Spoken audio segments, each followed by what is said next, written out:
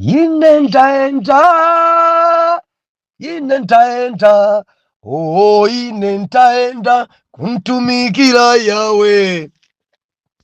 Ine ntaenda, oh ine ntaenda, ine ntaenda kuntumikira Yawe. Malawi ntaenda, Mozambiki ntaenda, Safirika ntaenda kuntumikira Yawe. Tete ntaenda, Bela ntaenda, ine ntaenda kuntumikira ine ntaenda, ine ntaenda kuntumikira Yawe. Beila ntaenda, Chimoyo ntaenda, Katandika ntaenda kuntumikira Yawe. Tete ntaenda, Dondo ntaenda, Mozambiki ntaenda kuntumikira Yawe.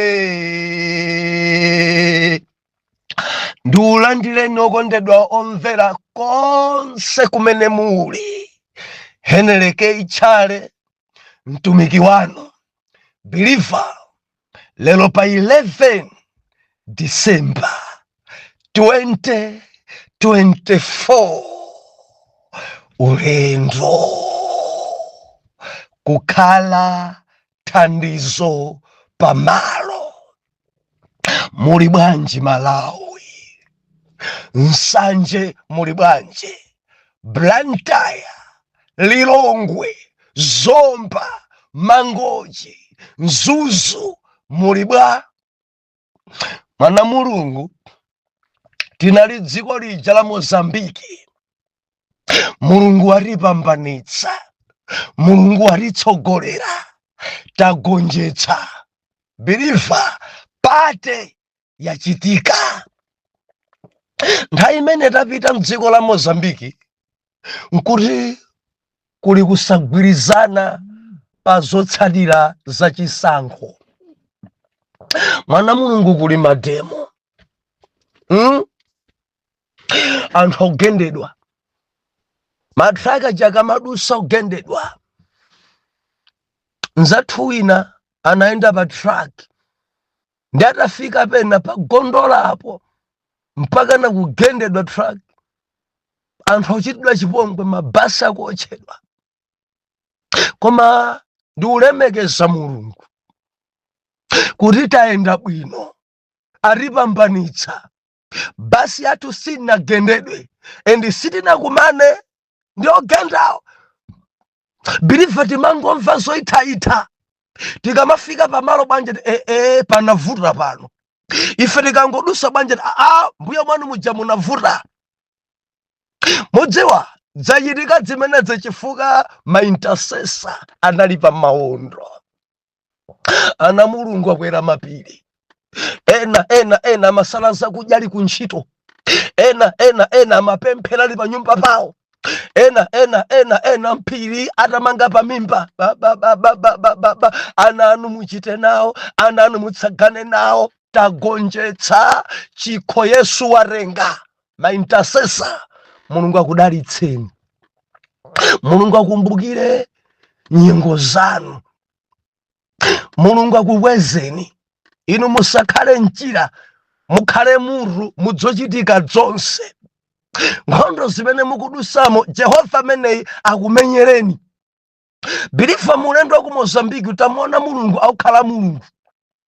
Mulungu adzilemekeza kwa mpiri. Dzatheka chifukwa cha ma intercessor.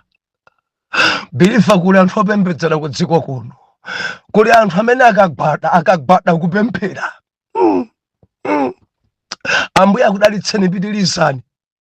Ndipo ndikudziweni kuti ndi utumiki wanu.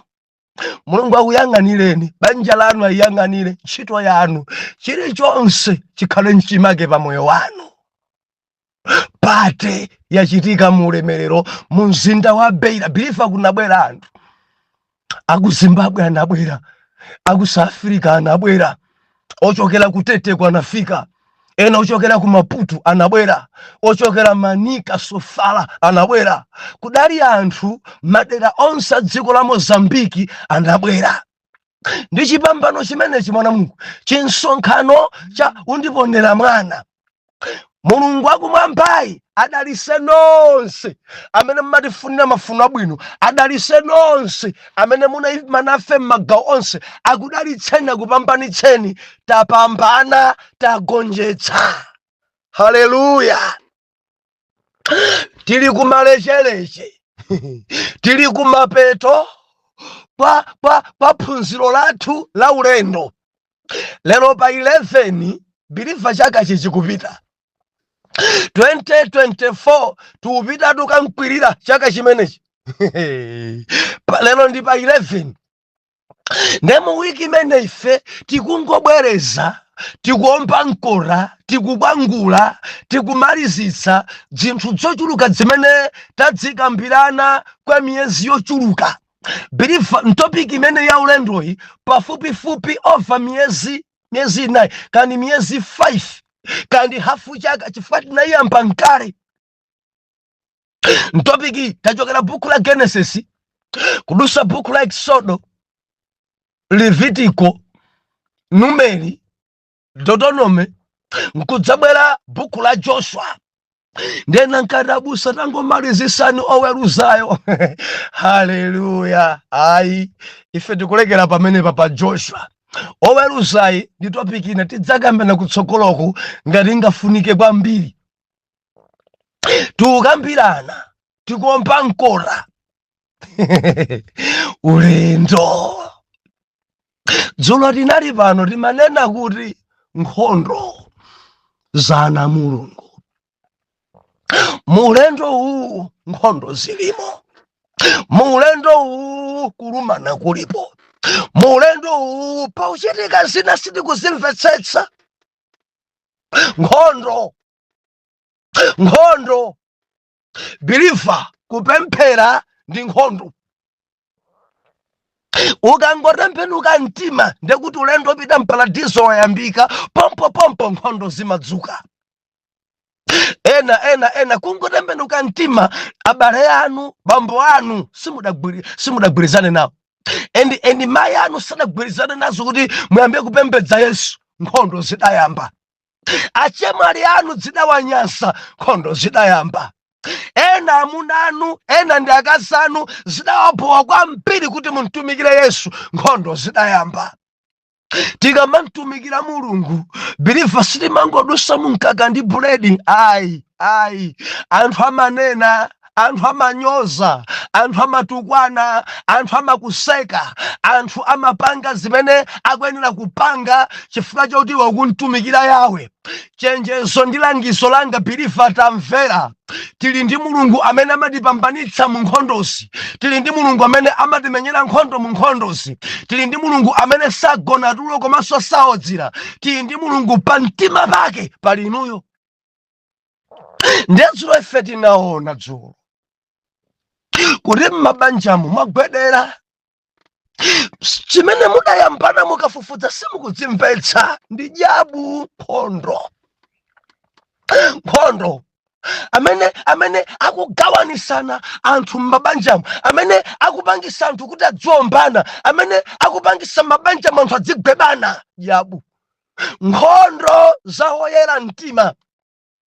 Mipingo ili gwede. Nkhondo zana apa ulendo.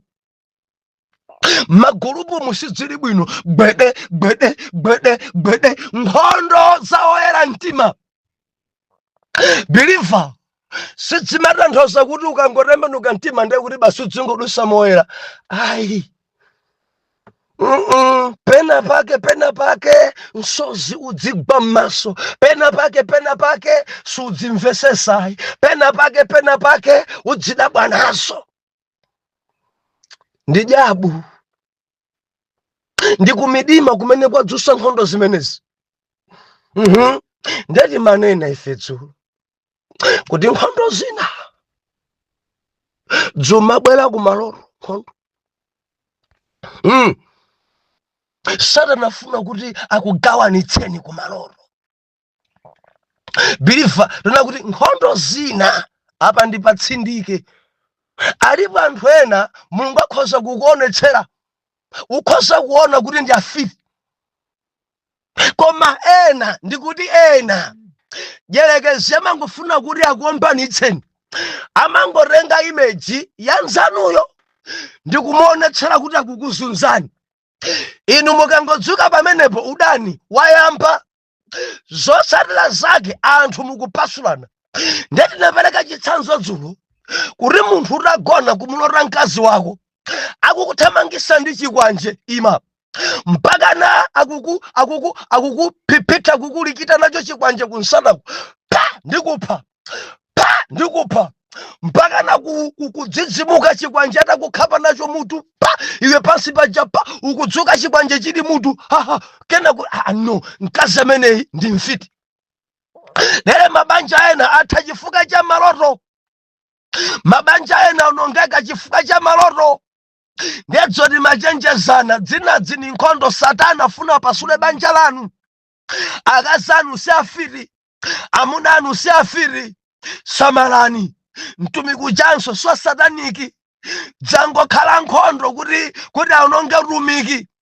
Ndimafuna ndilise khwerere, samalani. Mukalota dzipempherereni Mulungu adzipasule, dzipempherereni choonadi chidziwike, dzipempherereni osati pompo kuyamba kugawana zida. Ayi, nkhondo za diabu izi.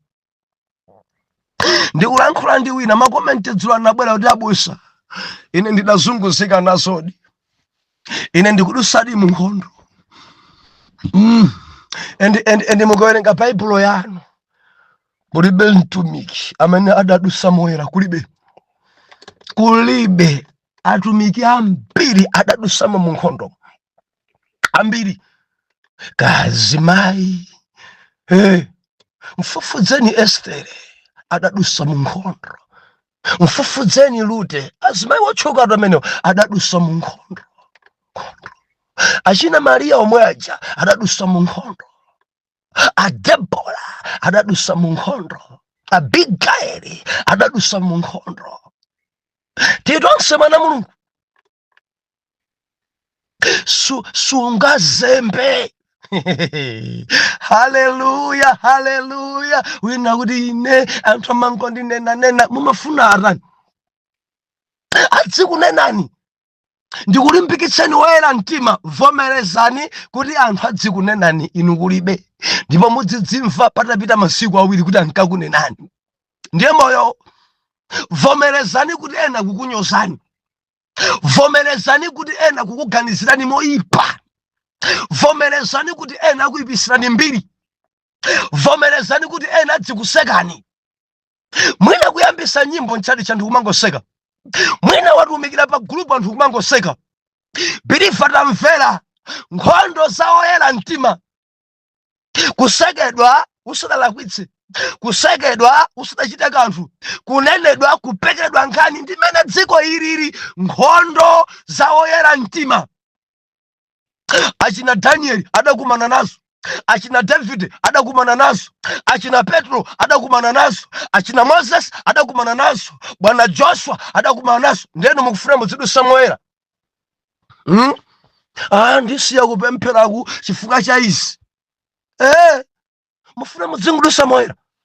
Ndiye kuti simudayambe. Ndibwereze nditoni ndimakonda kubweza nena kuti ukangotembenuka mtima umakhala ngati wachoka chipani. Ndiye amayamba kukunyoza. Amene uja satha kunena, amene uja sanaphunzire, wachoka chipani chathu achita bwino, amene uja amanena za mpiri. Kumene ajoina kuja tajoinidwa ndi chipona, chimamuna ichi, chinzima ichi chimadziwa kunena, pamene kwachoka yeko amanyoza. Akamati nyoza Satanayi sindife anthu wamba. Akamatipekera nkhani sindife anthu wamba. Tikamadusa ife mmatenda nkudwalika sindife anthu wamba. Dzikumpereka kuti tansiya yabu. Nkhondo za Mulungu. Ndikunena ndi ena kuchipatala amachita kuwadziwa ndi dzina lawo lomwe. Akangofika ti mayi Chimwala muli bwanji, mwana wonso yemweyo mwana wawo ndi Chintengo.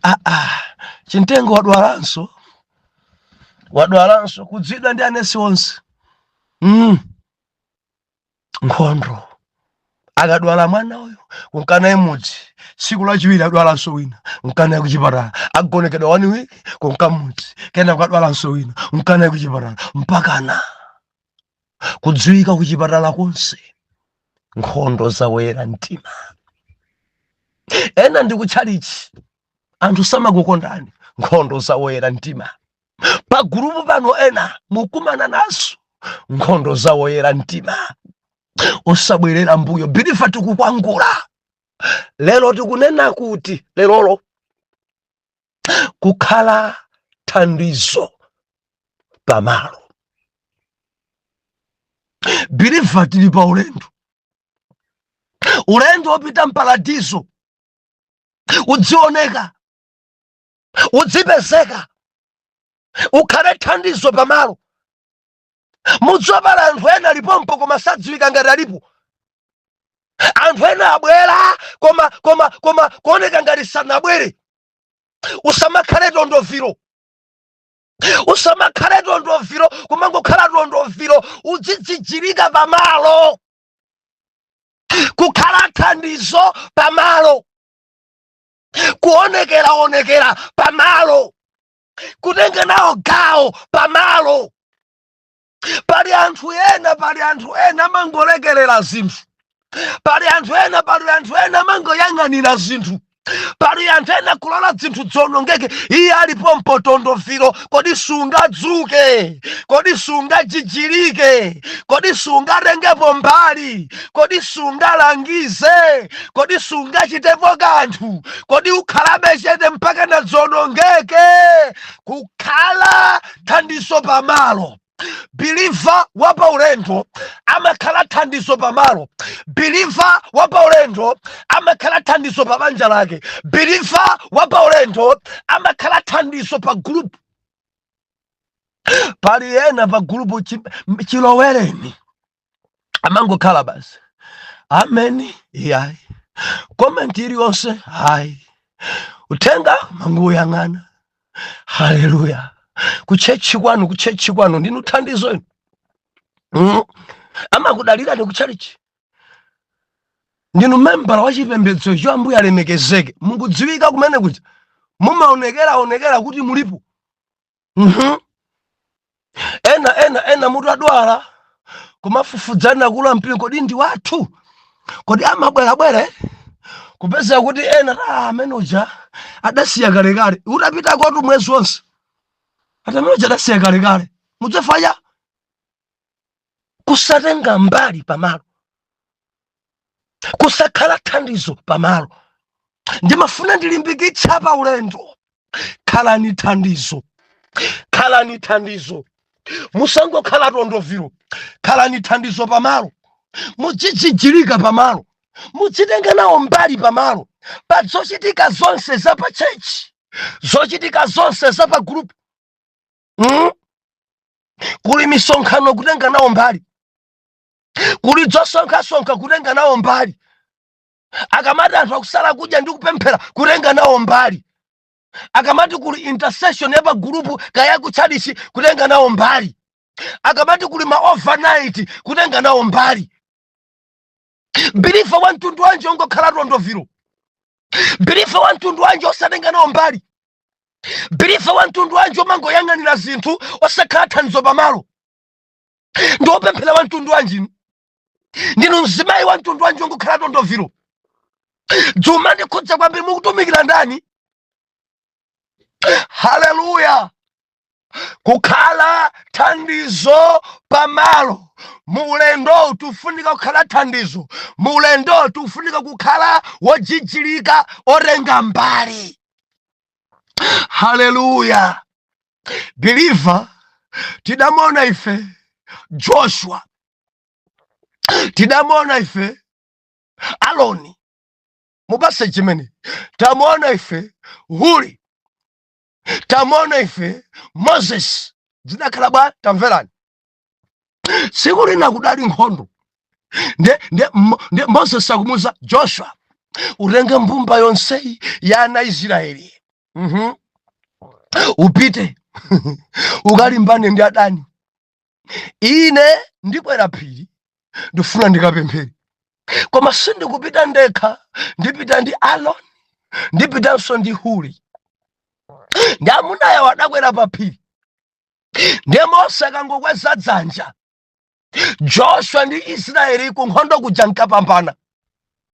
Manja a Joshua akauma akamva kupweteka kangotsitsa manjawo, akuti Joshua ndi Israeli amagonjetsedwa. Ndi anyamatawa awiri sadakhale chete, adatenga mbali pa phiripo, akuti adakunkhuniza mwala. Bilifa tinakambira kale zimenezi. Adaukunkhuniza mwala kenako nkuyikapo, amuna aja nkuyima nkukhala kumeneko nkugwira manja a Mosesi, podziwa kuti munthu mmodzi akhoza kutopa, podziwa kuti munthu ndi munthu manjawa akuuma, podziwa kuti dzanzi ikumpesa mtumiki. Nawo adamgwira manja, adamgwira mikono kuti zonse ziyende bwino, adamgwira manja, adamgwira manjake kuti manjawa asatsike, ndi cholinga chakuti Israeli apambanebe kukhala thandizo pamalo, kukhala wojijilika pamalo. Ndimafuna ndinene ndinu amayi achigwirizano, khalani wojijilika pamalo, khalani wothangatira pamalo. Mudzioneka kuti mulipo pompo, mudzioneka kuti mwabwera, mudzioneka kuti inuyo ndinuyo, mudzioneka kuti mujijilika, mukangalika, mukutenga nawo mbali.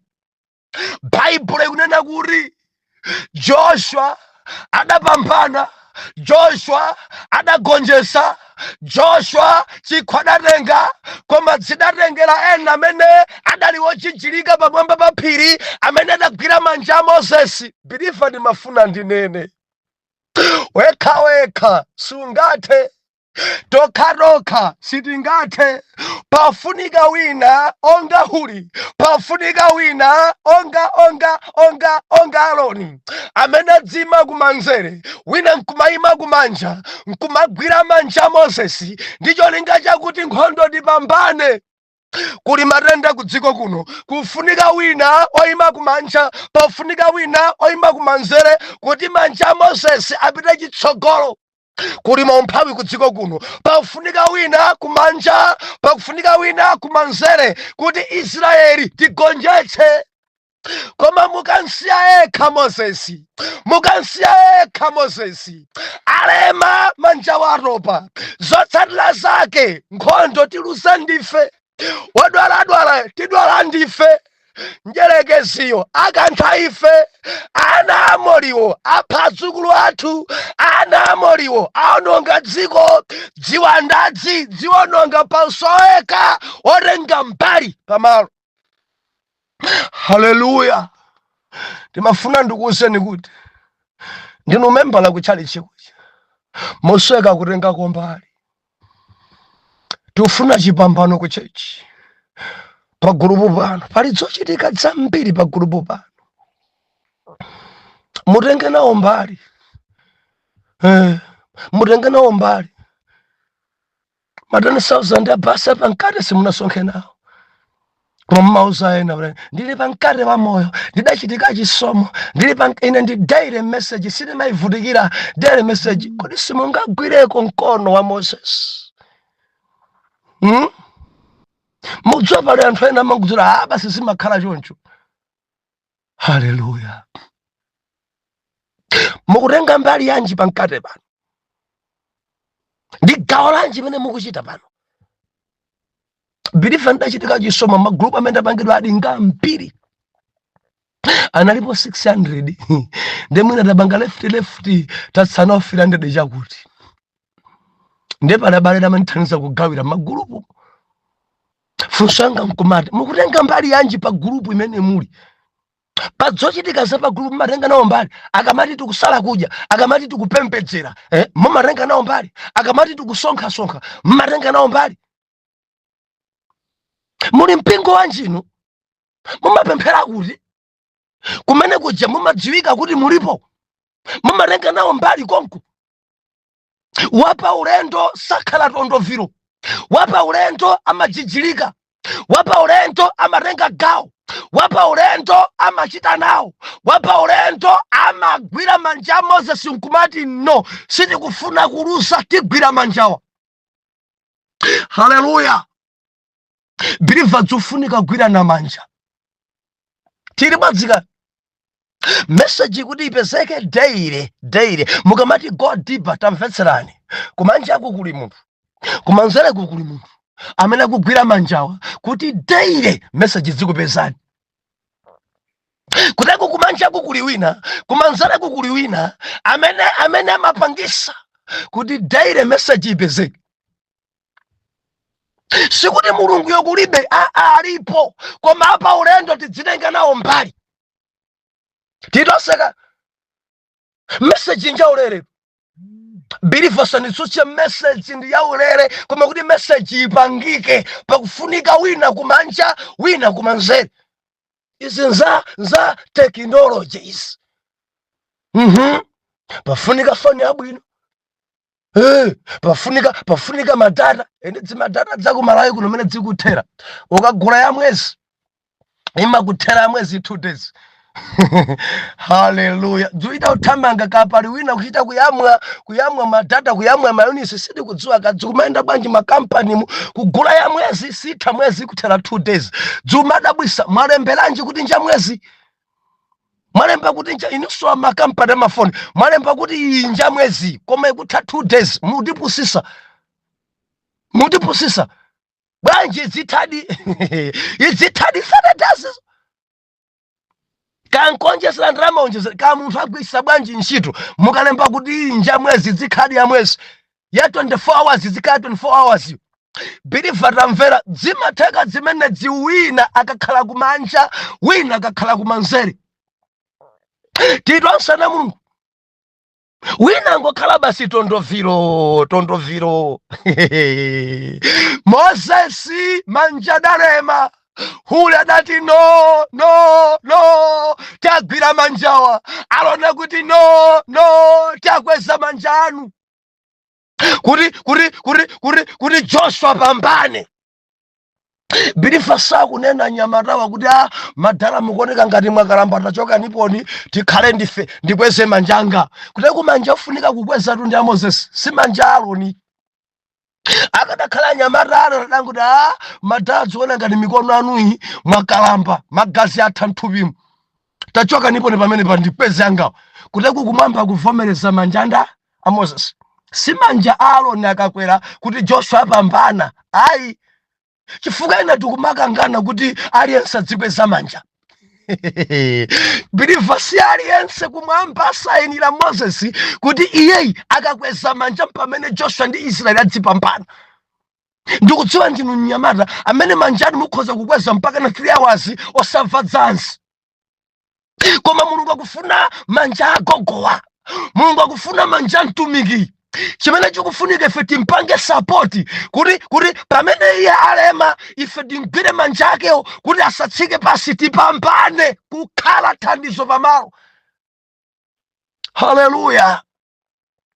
Khalani thandizo. Chimene mulungu akakulankhule kangwireni pa mkono wina, mgwireni mkono wa uyo, mgwireni mkono wa mtumiki uyo, mgwireni pa mkono muthandizane naye kulalika, mgwireni pa mkono mudzitsagana naye maulendo, mgwireni pa mkono mutenge nawo mbali, mgwireni pa mkono. Believe usadikire kuti galimoto ya mtumikicha ichita kugwa kuchokera kumwamba banja tali ndi lenja. Pakufunika huli, pakufunika Aroni akhale kumanja ndi kumanzere kuti utumiki uyende. Ndikulankhula ndi wina wake, mulungu apitirize kukulankhula kwambiri kuposa amene ndafotokozera. Haleluya. Tsiku lina Moses adatuma anthu 10 koma nthawi yapano adatuma anthu 10 kuti mukazonde dziko mukaone ili bwanji. Kodi nthakayo tingadzale tingakolole? Pitani mukaone kodi kuli madzi, kodi madzi ache ngowawa kapena ngokoma. Pitani mukaone kodi kuli zipatso kapena kulibe zipatso. Adatuma ndi adatenga mfuko lililonse mmodzi pitani.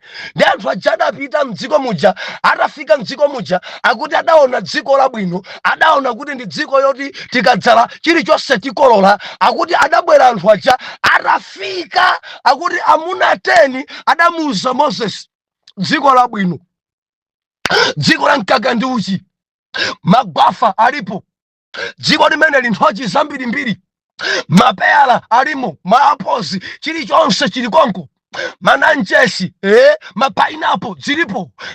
Nthakayo siofunikanso manyowa, ndi nthaka ya Mulungu kudzala chilichonse, kanzimbe, papaya, nzotheka. Koma kuli dzamuna dzadzitali, kuli anaki dzadzitali dzadzitho dzadzala sikisi. Morife tinkaoneka ngati ziwala, moti tisayerekeze, akatiumbudza, akatilikita, akatibabada ukuku. Ndi dziko labwino koma sidati ife sitingakhalekwe, akatipha. Joshua ndi Caleb ana amene adakhala thandizo. Mudziwa atanena amuna 10 aja Israeli adalira, azimayi kulira, azibambo misozi kuba. Tikhala kuti tilowera kuti kuIjipiti tachoka kale. Mafumu ena kudana nafe, kwafuna kupita ife kuli ana anaki. Adayima ndi Joshua ndi Caleb kukhala thandizo pamalo. Anati no, iyayi, dziko ndi lathu. Jehova adalonjeza makolo athu Abraham, Isaac ndi Yakobo, dziko limene ndi lathu.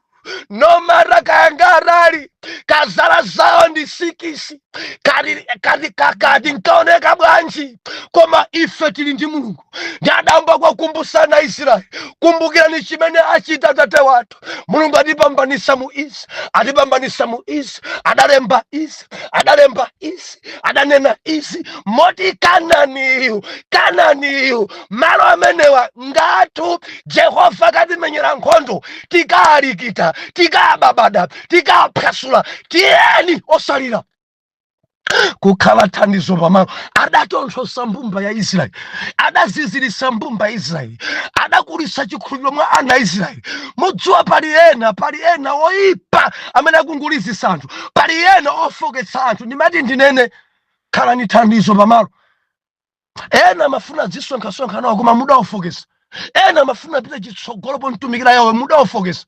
Ena majijilika pa mpingo paja pa gulupu pano, muda ofokesa. Pali kambewu kena kache kuofokesa anthu ongodzonera pansi.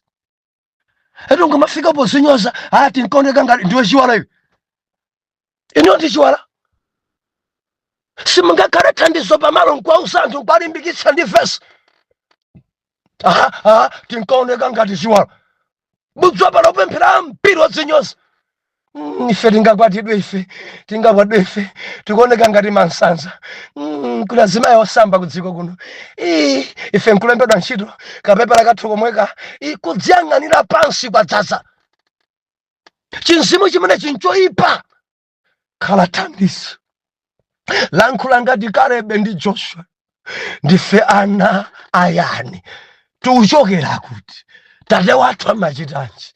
Tikupembedza Mulungu amene sagonayo, amakhala ndi ana ake nthawi zonse.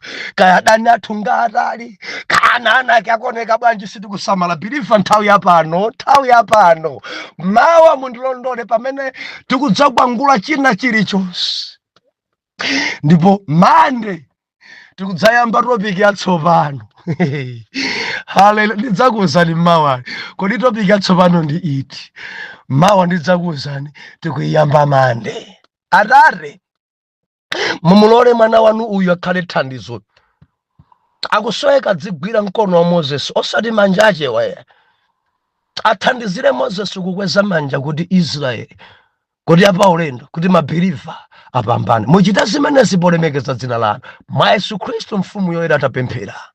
Amen and amen.